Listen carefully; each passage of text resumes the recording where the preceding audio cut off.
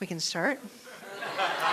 One of my other passions is networking, neighborhoods, and how we can improve the whole island through the social aspects of getting our neighborhoods back to where they used to be and should be and could be.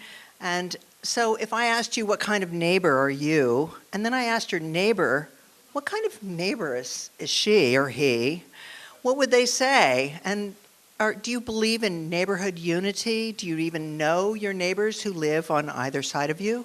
We grew up, remember how it used to be? You'd ride your bike all day, you'd stop in somebody's house, and the mom would make 10 sandwiches, and off you'd go again playing. You invented fun. It didn't cost $1 million.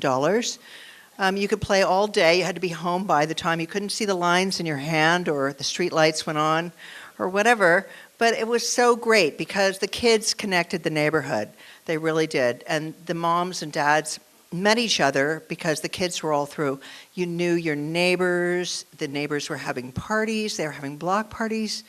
They had backyard parties. And you knew your dogs, all the dogs that lived in the neighborhood. You knew all their names. You knew all the shortcuts through the neighborhood.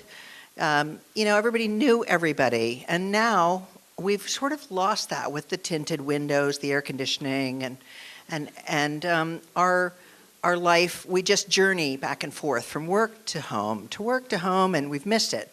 Neighbors used to check up on each other. Hey, are you doing okay? I heard you were sick. Here's a casserole. Are you new in the neighborhood? What's happening? Welcome, and all of that. So we really need to move on. We've got we used to borrow a cup of sugar. And so, you always did that. You always definitely come in for a tea and chat and how you doing and that kind of thing. So, you would say, can Roger come over and look at my car? It's making this funny clunk, clunk, clunk noise. And so we don't really go to that extreme. We don't connect that way anymore. But there was always the grouch. Damn kids, stay off my lawn. Stop picking my loquats off my tree. So, we sort of turned that curve from that. Now we've got the snoop. Are you the snoop? Are you the snoop in the neighborhood? This is where it changed, People started getting suspicious. They don't want to know about me. They just want to be nosy. They're just up to no good. I'm paranoid. I don't trust them.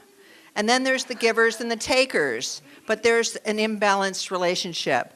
The taker, the borrower. Can I borrow your tools? Can I borrow your tools? Can I borrow your tools? Can I borrow this? Can I borrow that? They never bring them back. So, what's going on here? We sort of lost the plot. We need to get back to where, and then we had the neglected house where, I'm doing it. I'm fixing it. I can do this myself. I've just got building materials in my yard. Yeah, I'm going to get around to it. So they just sort of, it's the eyesore. Are you the eyesore neighbor? Or are you the loner? Don't talk to me. I want to be alone. Like a good neighbor, stay over there. So, we have a lot of different varieties of neighbors, but despite the fact that we are all different, we're living in a small community, and you need to love your neighbor, even if they're quirky, even if they've got some weird stuff going on. They look over your fence or whatever. I think you still need to say, hey, we're on a small island. We're all together. We need to work together. We can do this together. There's so many benefits. Do we need to just pull together in a hurricane? I think we need to do more than that. We can't just wait for a hurricane or a disaster to say, hey, can you bring your chainsaw? Let's all get out of this neighborhood. Who's got blue ice? Who's got freezer? Who has batteries? Have you got power? We can be better connected and not wait for the disasters. There's a lot of us. We're all together. We have the potential to do so much more with our neighborhoods. We really need to reconnect and actually practice the habit of reaching out and working together, because there's so many of us crowded on this one little rock. We're isolated. And what's missing? it's the kids playing in the yard. Kids don't play anymore. You know, what happened to that? Why are kids not out playing in the neighborhoods? They need to be out enjoying fresh air, activity. This is being promoted. Kids need to be active and get fit. Hey, I could use a little activity myself.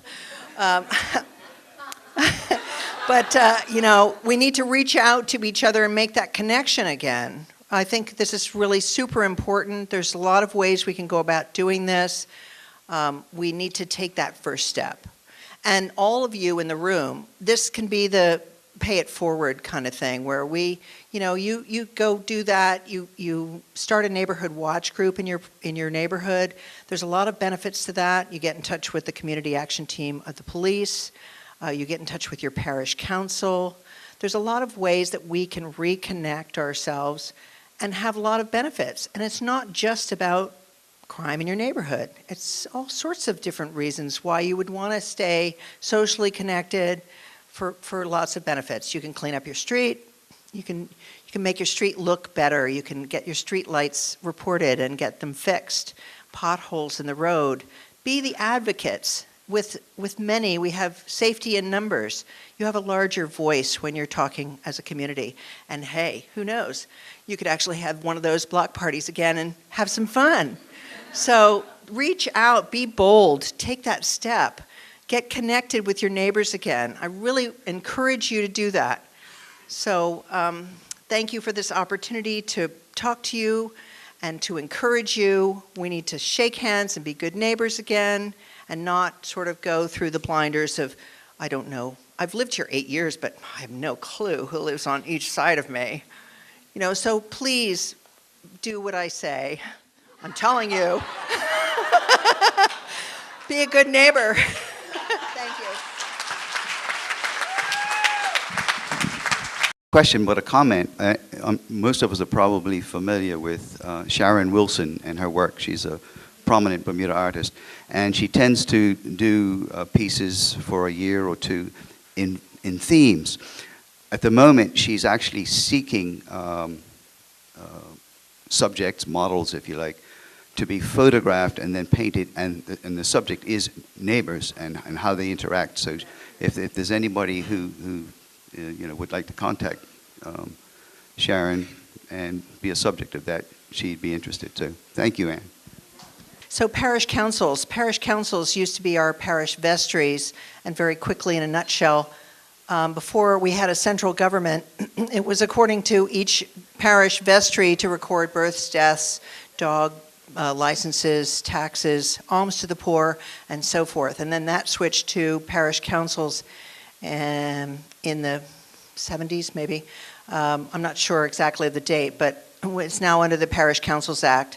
So parish councils want to have a bigger role in the community. They really do. So get in touch with your parish councils. They're all on Facebook. You can easily find them through social media, if not in the phone book. We now fall under, we've been switched from health to works and engineering to different ministries. We're now under home affairs. So if you want to call home affairs and say, how do I get in touch with my parish council? I live in Southampton or St. George or wherever. Please do. They're looking for initiatives to support. They're looking for feedback from neighbors on what's wrong and what can we fix and so forth. So thank you. Thank you, Anne.